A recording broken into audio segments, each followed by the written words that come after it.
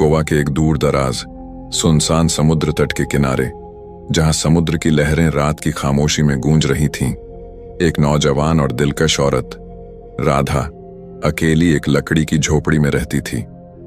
बरसों से वह अकेली थी, कोई उसके पास नहीं आता था।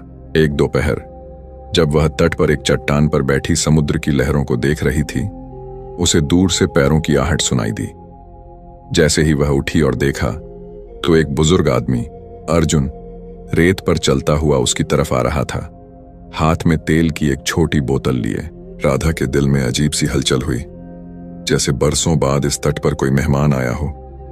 वह बेताबी से पुकार उठी, अरे यहां आओ, मेरे पास आओ। अर्जुन जो धीरे धीरे चल रहा था उसकी आवाज सुनकर रुक गया, फिर उसने कदम तेज किए।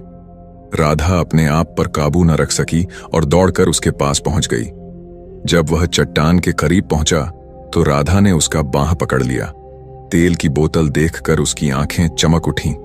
दिल में एक अजीब सी बेचैनी भर गई, सन्नाटा छा गया। राधा उसका हाथ पकड़कर तट के एक सुनसान हिस्से की तरफ ले जाने लगी। अर्जुन हैरान होकर बोला, तुम कौन हो? मुझे कहां ले जा रही हो? हाथ क्यों थामा है?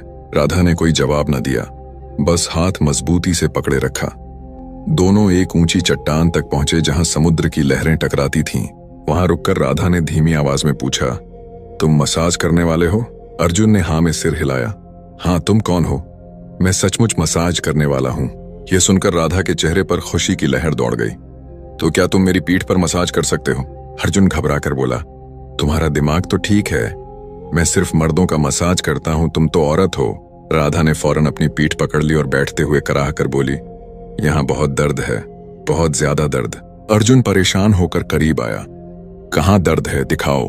राधा बोली, यहां मेरी पीठ में, जरा मसाज कर दो, शायद आराम मिले। अर्जुन कुछ देर हिचकिचाया, फिर झुककर उसकी पीठ पर तेल लगाने लगा। राधा ने आंखें मूंद लीं, जैसे उसके चेहरे पर सुकून उतर आया हो, लेकिन उसके दिल में एक छुपा हुआ इरादा पूरा होने की तरफ बढ़ रहा था। उधर समुद्र की लहरों ने अंधेरा गहरा कर दिया। अर्जुन उठकर तट से निकलने लगा।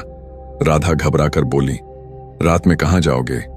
आज रात यहीं मेरे साथ रुक जाओ।